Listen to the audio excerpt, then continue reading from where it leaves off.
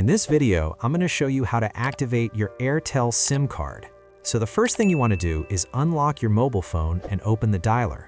And once the dialer is open, just dial 59059 and then place the call. Now when the call starts, you'll be asked to choose which SIM you want to activate. So here, you just select the SIM you want. In my case, it's SIM 1, so I'm selecting SIM 1. And once you do that, the call will connect.